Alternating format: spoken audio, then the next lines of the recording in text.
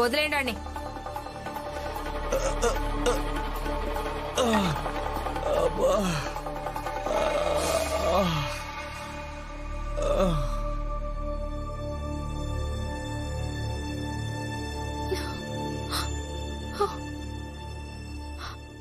రమా, నాకు చాలా భయం వేస్తుంది.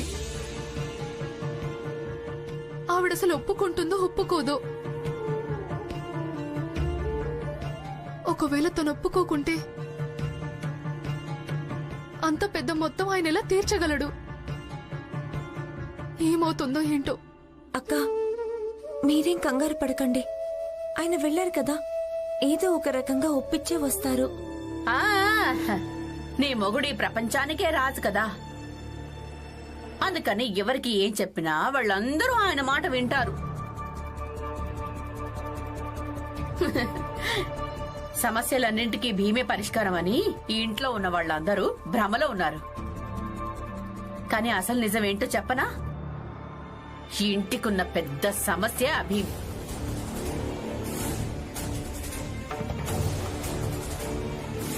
అత్తయ్య, గుర్తు చేసుకోండి, ఎప్పుడు ఏ సమస్య వచ్చినా అప్పుడు ఆ సమస్యను ఎవరు పరిష్కరించారు? ఇదొకసారి గుర్తు చేసుకోండి. ఇంటిని కాజేయడానికి ప్రయత్నించారుగా, ఆ తర్వాత వీధి దీపాలు, ఆ తర్వాత మీ వదిన కొడుకుల సమస్య, అన్నీ ఆయనే పరిష్కరించారుగా. చూడండి అత్తయ్య, అహంకారం కాదు, నమ్మకం ఉంది. ఎంత నమ్మకం ఉందంటే అన్ని సమస్యలకు పరిష్కారంలా కనిపిస్తారు. అంటే ఇది మరీ బాగుంది.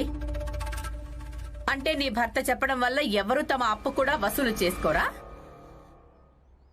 చూడు భీమ్, నువ్వు వెళ్ళి బాలాకి చెప్పు, ఈ రోజు రాత్రి వరకే సమయం ఇచ్చాను, కేవలం ఈ ఒక్క రోజే. లేదంటే రేపు నా అప్పుని నా పద్ధతిలో వసూలు చేసుకుంటాను.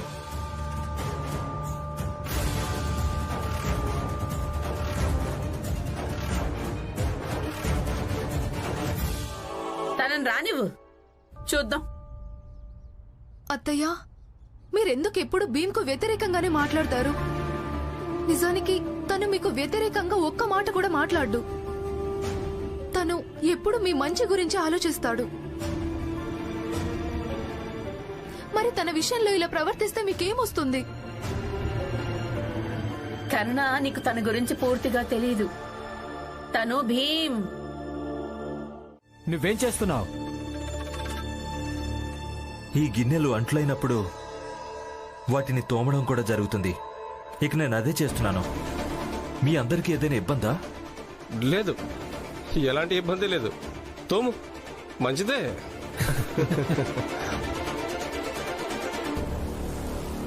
ఆనంద్, అయినా బాగుంది. నువ్వు ఇక్కడ పనిచేయడమే మంచిది. భీమ్ ఇంకా బాల మగాలు చేసే పనులేవే చేయరు. ఇప్పుడు నువ్వు కూడా అంటులతో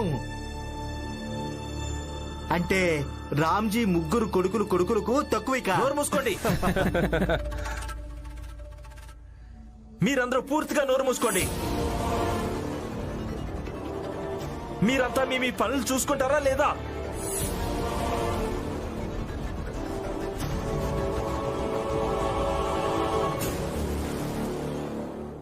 అంట్లు మావి.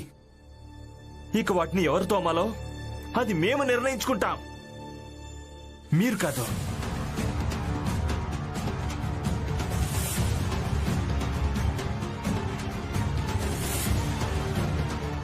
లక్ష్మీరావు కోసం బయటికెళ్లి డబ్బు సంపాదిస్తున్నప్పుడు నేను కూడా తన కోసం పని చేయగలను. ఇక నాకు ఈ విషయంలో ఎలాంటి సిగ్గు అనిపించడం లేదు.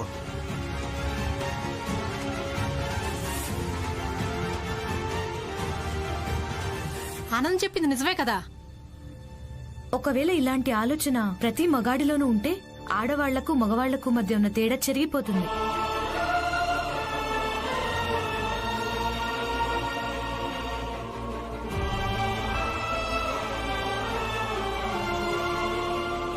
ఇంకొక విషయం, మగాడి ఎలా ఉండాలో మీరు మాత్రం నాకు నేర్పించకండి.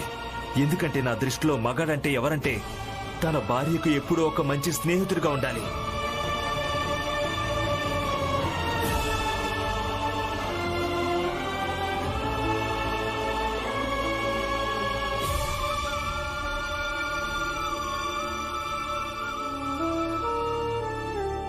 ఇక ఈ విషయం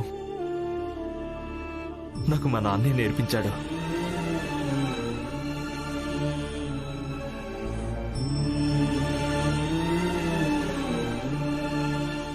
అవునా? అంటే ఇది నువ్వు నన్నే అంటున్నావా? నేను మన నాన్న మాట ఎప్పుడు వినలేదని ఇక నేను నా భార్యకి ఒక స్నేహితులా ఉండాల్సి ఉంటుందంటున్నావా? బాలా అన్నయ్య, ఈ మాట నేను మీకు చెప్పడం లేదు. కానీ ఒక్కటి ఇది మాత్రం కోరుకుంటున్నాను. ఏ నేల మీద నిలబడుంటాడో ఆ నేలలోకి కుంగిపోతున్న సమయంలో తనకు చాలా ఇబ్బంది అనిపిస్తుంది, బాధ అనిపిస్తుంది, భయం కూడా వేస్తుంది. బాలా అన్నయ్య విషయంలో కొంచెం అలాంటిదే జరుగుతోంది. ఇక అలాంటి సమయంలో వ్యక్తి ఒంటరిగా ఉండడానికి ఇష్టపడతాడు. ఇక మనం కూడా తనను ఒంటరిగా ఉండనివ్వటమే మంచిది. అంటే బాలాబావ రేపు పందెంలో చివరి రోజు ఎలాగో ఓడిపోతారు, అక్కనే గెలుస్తుంది.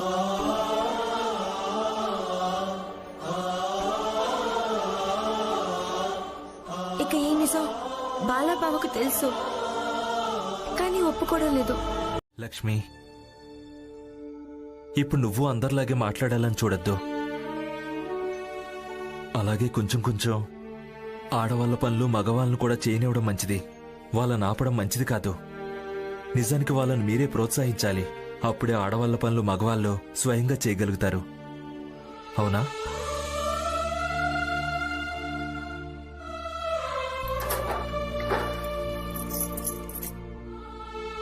సరే, మీరు చేయండి, నేను ఆపను.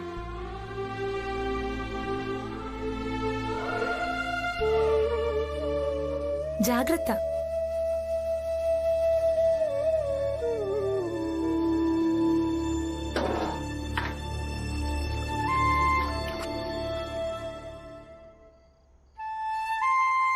లక్ష్మి, నువ్వు నా కోసం బయటికెళ్ళి ఎలా డబ్బు సంపాదిస్తున్నావో అలాగే నేను కూడా నీ కోసం పని చేయగలను కదా. అన్నట్టు ఇంకొక విషయం, రేపటి నుంచి వంటగదిలో కొంచెం కొంచెం నేను కూడా సహాయం చేస్తుంటాను. ఇక నేర్చుకున్న తర్వాత నేను కూడా వంట చేయడం మొదలు పెడతాను. ఇక లోకులు ఏమనుకుంటే అనుకోని, కానీ లక్ష్మి, నా సంతోషం కోసం నన్ను ఈ పనులు చేయనివ్వు.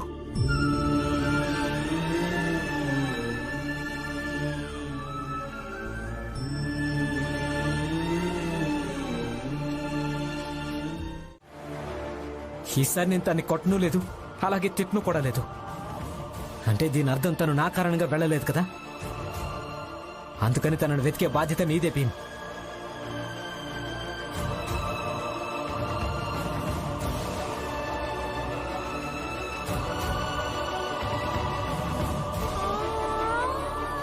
నీ అభిప్రాయం ఎవరైనా అడిగారా? నీకేం చెప్పానో అదే చెయ్యి. లేదంటే సొంత మెదడు ఉపయోగించే ప్రయత్నంలో నువ్వు నీ భర్తనే కోల్పోతావేమో. పెద్ద విప్లవకారంలా మాట్లాడుతున్నావు. ఇంటికి పద, చూపిస్తాను. పద. వదలండి. ఒకవేళ నువ్వు నన్ను ఇంకొకసారి ఛాయ్ తాగమని చెప్పావనుకో, నేను ఇక్కడే అందరి ముందే నిన్ను చెంపదెబ్బ కొడతాను. నీ శక్తిని ఇంకా ప్రయోగించు. ఇక నీ చేతిని విడిపించుకో.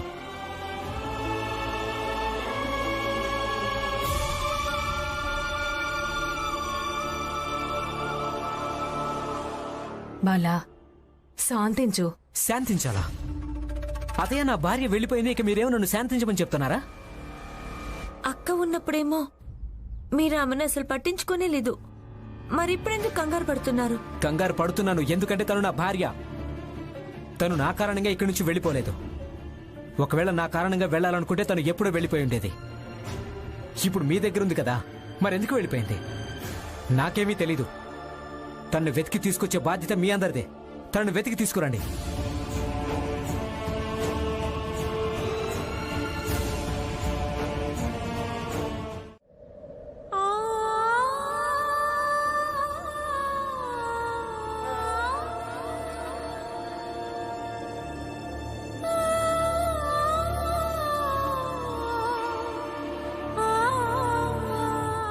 ఇక మీరు నేను లేకుండా బతకాల్సి ఉంటుంది.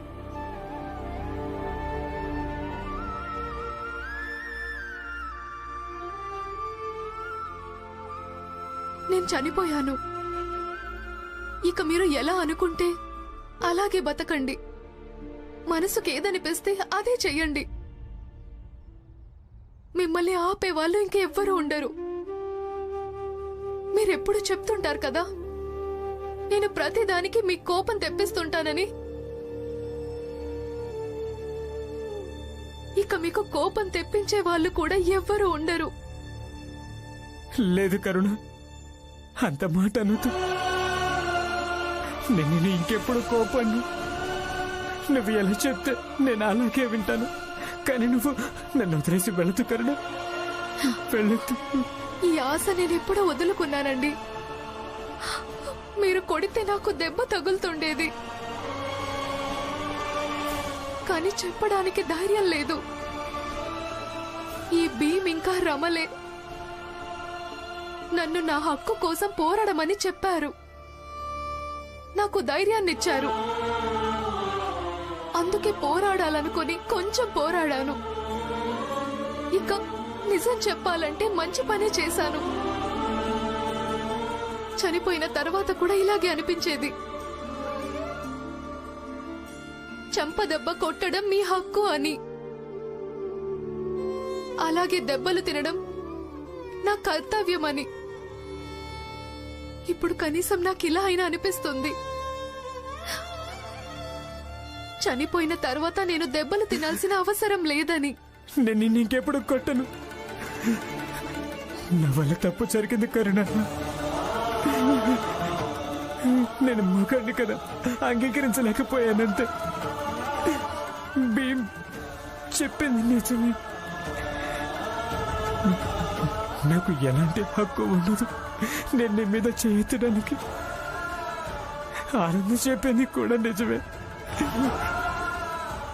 ఒకవేళ నేను నీకు విలువ ఇవ్వకుంటే ఇంకెవరు ఎందుకు ఇస్తారు? నువ్వు నన్ను క్షమించు కరుణ, నన్ను క్షమించు.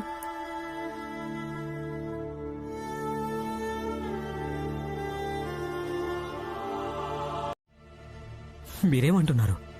అవును. ఏంటి?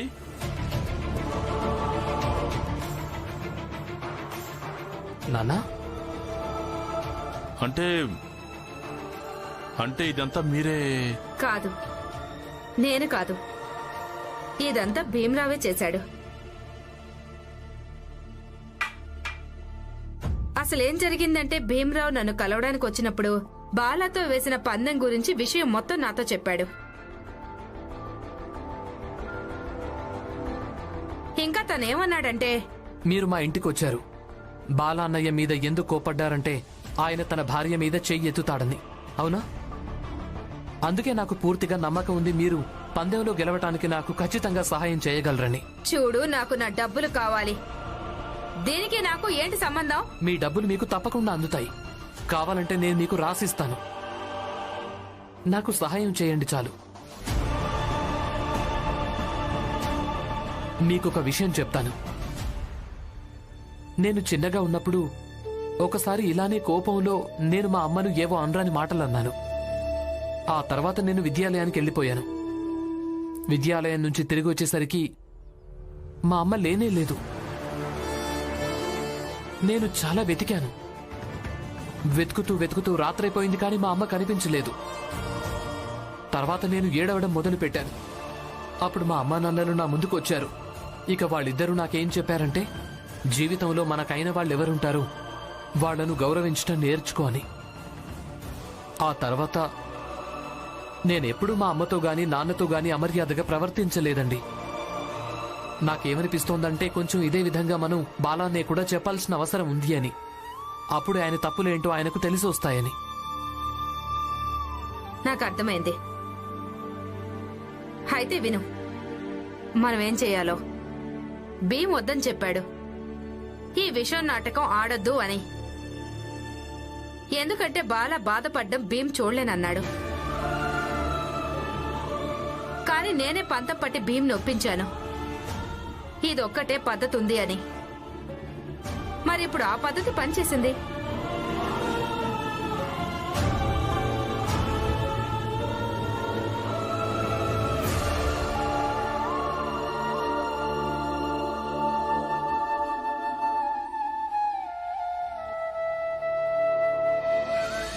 అది తను నాకు ముందే చెప్పేశారు. అవునన్నయ్య, ఇదంతా నేనే చేయించాను. భీమ్, రమా, ఇంటికి పదండి. పద మీరా. నాన్న,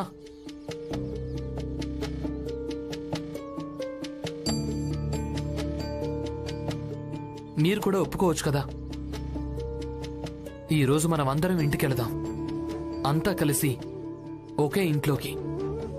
కానీ ఇంటి గుమ్మం దాకా కలిసి మళ్ళీ ఆ తర్వాత వేరువేరు వాటాల్లోకి కాదు.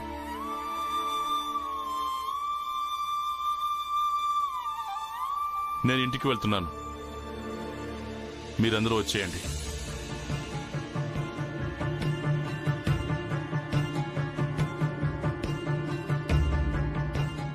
ఆనంద్ బావా,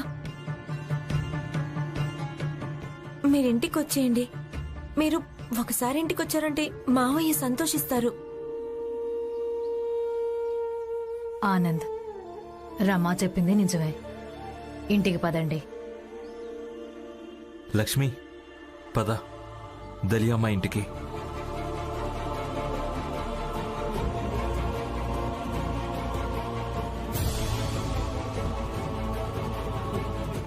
చేసే వచ్చాడనిపిస్తుంది.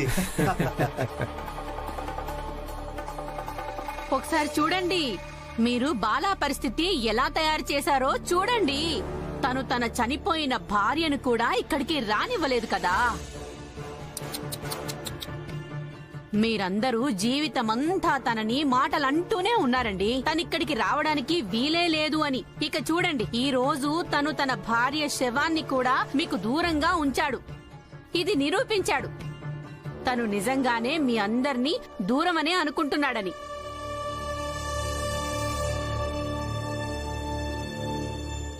జిజాబాయ్, బాలా కరుణను తీసుకెళ్లాడు. కానీ తనకు అంతిమ సంస్కారం చేయడానికి కాదు, తనకు పానీపూరి తినిపించడానికి తీసుకెళ్లాడు.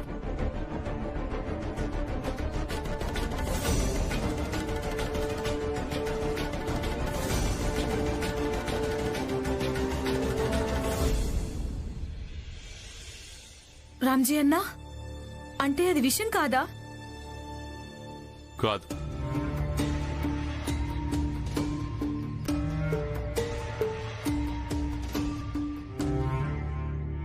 ఈ రోజు భీమ్ మళ్లీ రుజువు చేశాడు. వాడి తెలివి, అలాగే వాడి భావాల ముందు అందరూ తలంచుతారని. అందరూ.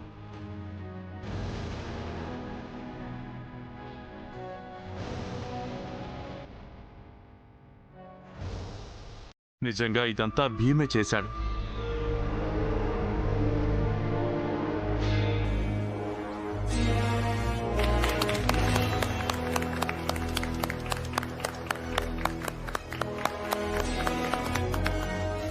నందు, ఈ రోజు చాలా గొప్ప రోజు. ఈ రోజు కేవలం భీమ్రావు గెలవడమే కాదు, నిజానికి బాలకున్న మానసిక తత్వం కూడా ఓడింది. భార్య కంటే భర్త ఎక్కువ అనుకోవడం. అందుకే ఈరోజు మనం ఇంటి మొత్తాన్ని పూలతో అలంకరించుకుందాం, ఆడదాం, పాడదాం, సంతోషంగా గడుపుదాం. నువ్వన్నది నిజమే మనోహర్ అన్న. ఎందుకంటే ఇక్కడున్న మిగతా మగాళ్ళు కూడా ఇది అర్థం చేసుకోవాలి. వాళ్ళు కూడా భీమ్లాగా ఆలోచించడం మంచిదని. మనోహర్ నందు, మీరు చెప్పింది పూర్తిగా నిజమే. ఈ రోజు మన ఇంటిని అలంకరించడం చాలా మంచిది. నందు, మనోహర్, ఈరోజు నేను కూడా మీకు సహాయం చేస్తాను. ఈ రోజు నా ఇద్దరు కొడుకులు గెలిచారు. ఇక బాలా విషయంలో నేను చాలా సంతోషంగా ఉన్నాను. పదండి. రండి రామ్జీ అన్న.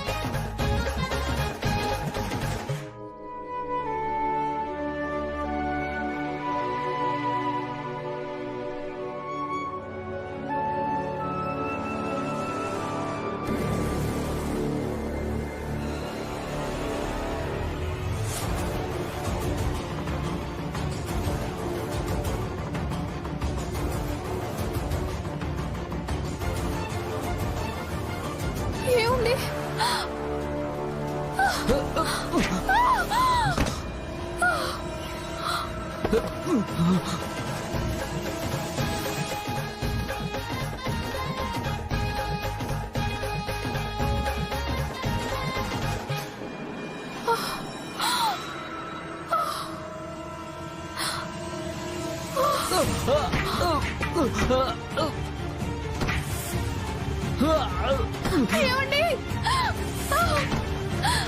ఆగండి! నా భర్తను కొట్టకండి! ఎవరు మీరు? నా భర్తను కొట్టకండి! ఆగండి! ఏమండి?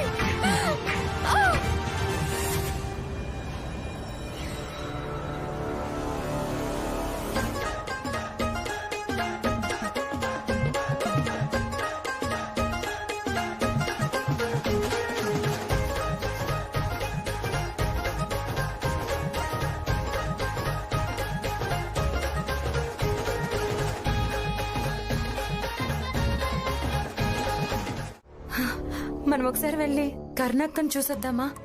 కానీ ఎక్కడికి వెళ్దాం? మనకు వదిన ఏ హాస్పిటల్లో ఉందో కూడా తెలీదు.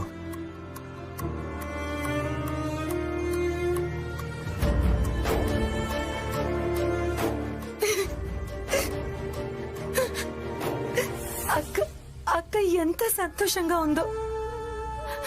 అప్పుడు బాలాబావ ఆయన చేసిన తప్పు తెలిసొచ్చినప్పుడు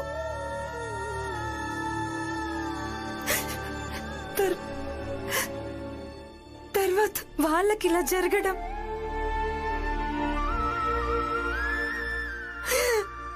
లక్ష్మి, ఏడవకు, అంతా మంచి జరుగుతుంది.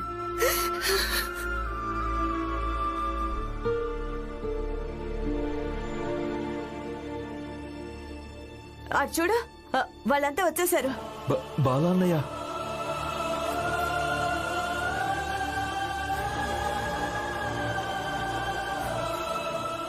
అక్క, అసలు అక్కకి ఏమైంది?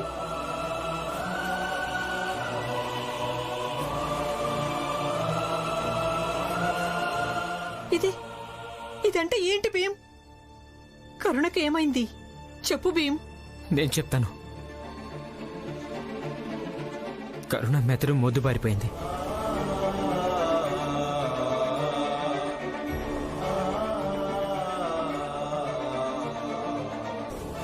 డాక్టర్ ఏమన్నాడంటే శివంలో చలనం తిరిగి రావడానికి ఇంకెంత సమయం పడుతుందో అది చెప్పలేమన్నాడు.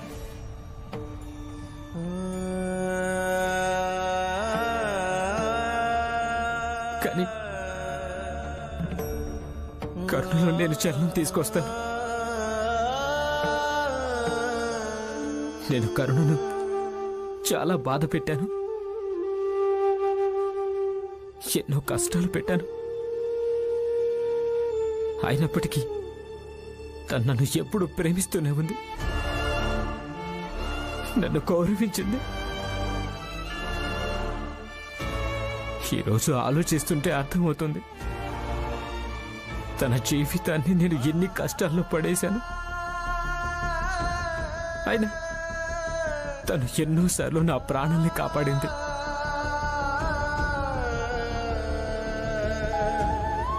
బాలా, అసలేమైంది?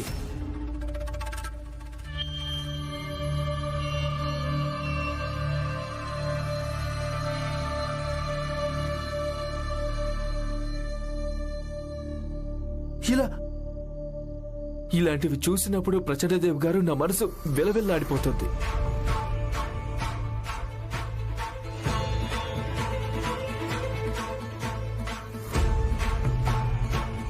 ఏంటి ఏమైంది? మీకేమనిపిస్తుంది? మీ దుఃఖాన్ని చూసి మేము బాధపడమనా? మేం కూడా బాధపడతాం. ఈసారైతే మేము నిజంగా బాధపడుతున్నాం.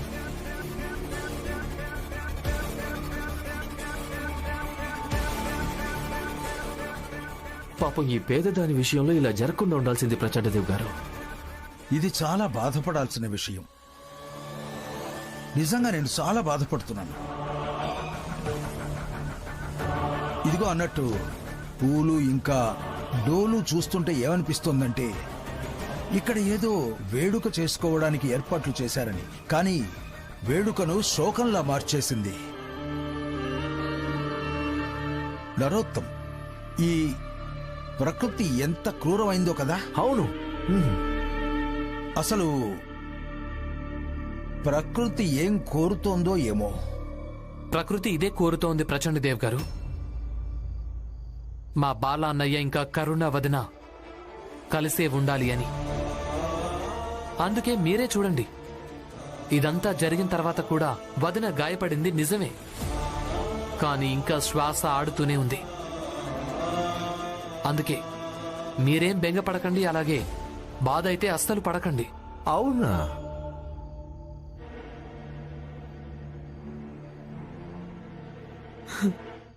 ఇక వేడుక సంగతి అంటారా? అది జరిగే తీరుతుంది.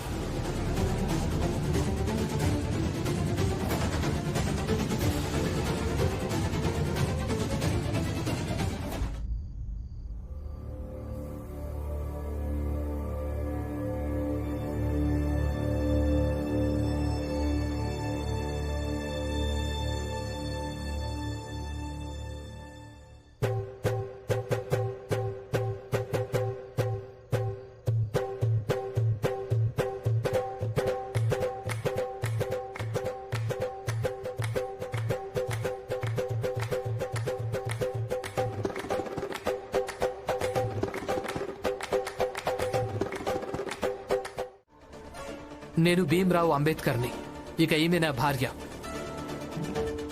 ఒకవేళ నాకేం కాకపోయినా కూడా అయినా మీ పద్ధతి మాత్రం తప్పే. రమా, ఆ మిఠాయిని ఊసే. ఆ మిఠాయిని ఈమె చాలా ఖరీదైందనుకుంటోంది. ఆమె మీద విసిరావంటే ఊసేయడంతో సమానమైపోతుంది.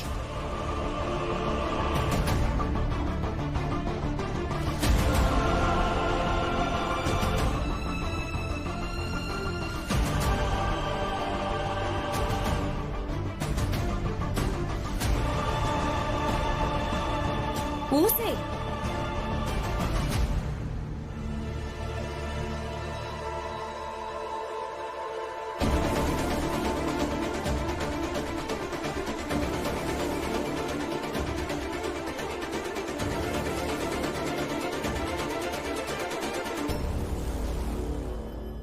ఏ హస్బెండ్, చూడు, నీ భార్య అయితే నేను ఇచ్చిన స్వీట్ ని ఎంత లొట్టలేసుకుంటూ తింటూ ఉందో. ఆ లేడీ చెప్పినా కూడా పారేలేస్తాను.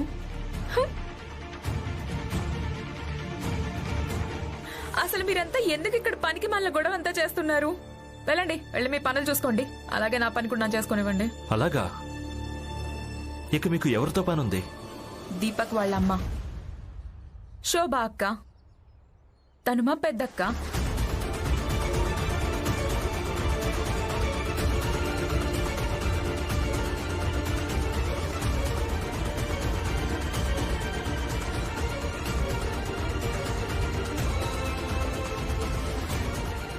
శోభా చెల్లెలా?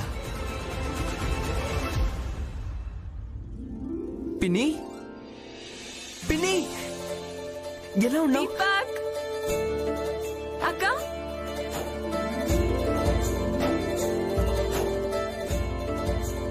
నువ్వు హఠాత్తుగా ఎలా వచ్చావు? హఠాత్తుగా నేను సిటీకి రావడం జరిగింది, అందుకే హఠాత్తుగా వచ్చేసాను. మీరు లేరు కదా, అందుకే ఇక్కడ చాలా గొడవ జరుగుతోంది.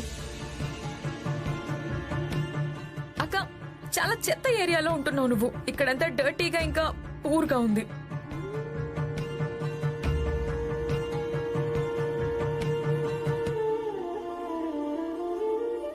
ఆర్తి, అలా అనకూడదు. ఇంకా ఇక్కడందరూ చాలా మంచివాళ్లు. మీ అందరికీ తెలీదనుకుంటా, ఈమె నా చిట్టి చెల్లెలు ఆర్తి. పిన్ని, మీరు లోపలికి పదండి, పదండి. పిన్ని, ఇంత పెద్ద కారు మీదేనా? అవును, ఇంకా చాలానే ఉన్నాయి. మంచిదనిపించలేదంటే అనవసరమైన దానికే ఎక్కడైనా మాట్లాడుతూ ఉంటావు కదా నువ్వు. ఇక అక్కడ మాట్లాడడం మంచిగా అనిపించలేదా? నువ్వు ఇలా చెప్పొచ్చు కదా, ఆ మిఠాయి ఎంత రుచిగా ఉందంటే నువ్వు మయమర్చిపోయావు అని.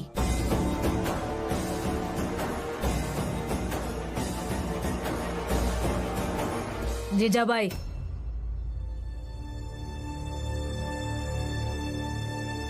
నువ్వు ఏం ఆలోచిస్తావో అది మాత్రమే అర్థం చేసుకుంటావు. ఇక ప్రశ్నలు ఎందుకు అడుగుతున్నావు? చేతనైతే అందరితో పాటు కూర్చొని చాయ్ అయ్యేదాకా ఎదురు చూడు, లేకపోతే బయటికెళ్ళి చూడు బాల ఏ విధంగా స్పృహలో లేని తన భార్యకు చాయ్ తాగిస్తున్నాడో. అసలు చూడాల్సింది మీరందరే కదా. ఏదైనా ఒక్క మార్గంలోనే నడవాలి.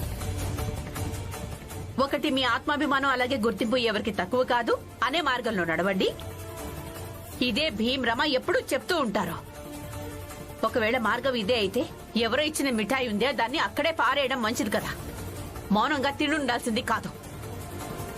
లేదా మరో మార్గంలో నడవండి, అందులోనే మన జాతి మొత్తం నడుస్తోంది. ఇలా అనుకొని మనం చిన్న జాతి వాళ్లమని, మన జీవితాలు కొంచెం మన సంఘర్షణల మీద నడుస్తుందని, ఇక కొంచెం ఇతరుల దయా దాక్షిణ్యాల మీద నడుస్తాయని. ఒకవేళ ఇలా అనుకుని బ్రతికితే బహుశా ఆ రుచికరమైన ఖరీదైన మిఠాయి ఈ రోజు మనందరం తినడానికి దొరికేదేమో. కానీ ఈమెకెవరు నచ్చ చెప్పాలి? అసలు చెప్పేవాళ్ళు ఎవరున్నారని.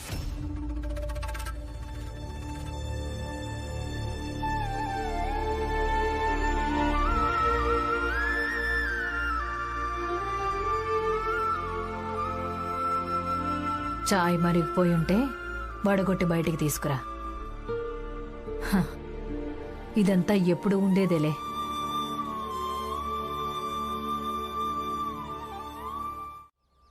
డేవిడ్ సార్ ఉన్నారు కదా? డేవిడ్ ఏంటి?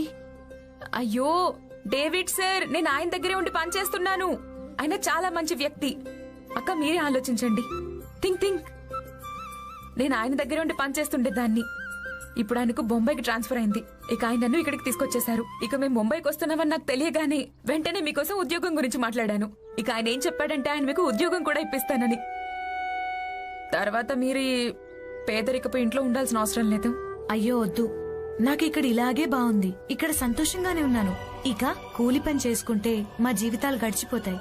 అయ్యో అలా ఎలా? నేను మీకు చెల్లెల్ని కదా. నేను మీది అలాగే దీపక్ లైఫ్ బాగు చేసే తీరుతాను. ఇవన్నీ వదిలేసి, నీకు చిలకడదుంప కూరంటే ఇష్టం కదా, నీకోసం నేను అదే వండుతాను. నో అక్క, నేను వెళ్లాల్సి ఉంటుంది. డేవిడ్ సార్ కోసం నేను వెళ్లాల్సి ఉంటుంది. ఆయన డిన్నర్ టైం కంటే ముందే చేరుకోవాలి. కానీ ఆర్తి, ఈ డిన్నర్ అంటే అర్థం ఏంటి? అక్క, పెద్దవాళ్లు పగటి భోజనాన్ని డిన్నర్ అంటారు. ఇక నేను పట్టుబట్టినా నువ్వెలాగో ఉండవు. నువ్వుండు, నీకోసం నేను చాయ్ తీసుకొస్తాను. చెయ్యొద్దులు, వదిలించుకోండి. చెయ్యొద్దులు. ఆర్తి గారు, ఈ రమాబాయి అంబేద్కర్ తన భర్తకు వ్యతిరేకంగా ఏమీ వినదు. మీరు ఈ విషయాన్ని బాగా గుర్తుపెట్టుకోండి. చెయ్యొద్దులు. పూర్ ఉమెన్, మీరు ఉన్నవాళ్ళు కదా, విడిపించుకోండి. ఈమెకి బుద్ధి చెప్పక తప్పేటట్లేదు. అప్పుడే ఈమె చెయ్యి వదిలేలా ఉంది. నువ్విలా వినవు కదా. చెయ్యొద్దులు.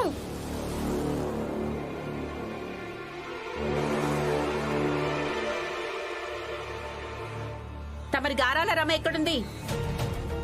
బస్తీ మొత్తం తిరిగొచ్చాను, ఎక్కడా లేదు. లోపల వంట సగంలో వదిలేసింది. దాన్ని ఎవరు వండుతారు ఇప్పుడు? ఏటైనా వెళ్ళుంటుంది, వచ్చేస్తుందిలే.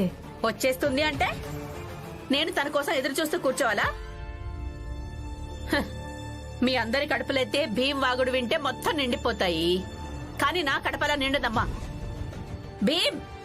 అయ్యో, నువ్వు వాణ్ణెందుకు పిలుస్తున్నావు? వాడు చదువుకుంటున్నాడు. ఎక్కడికెళ్ళిందో వాడికేం తెలుసు? తను చదువుకుంటుంటే నాకు దానికి ఏం సంబంధం?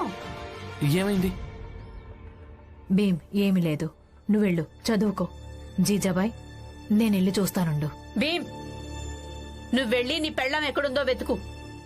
వంట సగం వండి వదిలేసి వెళ్ళింది. ఇప్పుడు మీ వికలాంగురాలైన అత్తయ్య వెళ్లి తనని వెతుకుతుందా? వెళ్ళు. అందరికీ బాధ్యతలు నేర్పిస్తూ ఉంటావు కదా. ఇప్పుడు చూడు, నువ్వు కట్టుకున్న భార్యే బాధ్యత రహిత్యంగా తయారైపోయింది.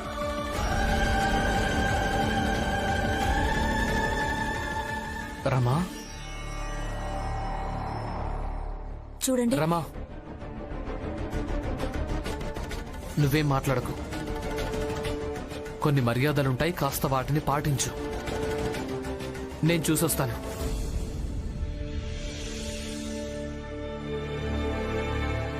ఏంటి, విడిపించుకోలేకపోతున్నావా? ఇంకెప్పుడు నా నోరు మూయించే ప్రయత్నం చెయ్యకు. మాలాంటి వాళ్ళ దగ్గర కేవలం ఒక్క గొంతే ఉంటుంది. అది పోరాటానికి వాడితే ఆ రోజు మొత్తం మారిపోతుంది. నేను కూడా నీ జాతి దాన్నే, కానీ నీలాగా నేను ఇలా గొంతు చించుకుని కేకలేస్తూ ఉండడం లేదు. నేను ఉన్న వాళ్ళ ఇంటి దగ్గరికి వెళ్లి సహాయం అడిగాను. ఇక నన్ను చూడు, నేనిప్పుడు ఉన్నదాన్ని అయ్యాను. Big big lady. డబ్బున్నదానివి కదా, అయితే విడిపించుకొని చూపించు. నీకు బాగుండదు చెప్తున్నాను. నా చేయొద్దులు, వదులు. విడిపించుకో. నేను విడిపించుకోగలను. విడిపించుకొని చూపించు. నా చెయ్యొద్దులు, లేదంటే బాధపడాల్సి వస్తుంది. బాధపడాల్సి ఉంటుంది. నా మాట విను.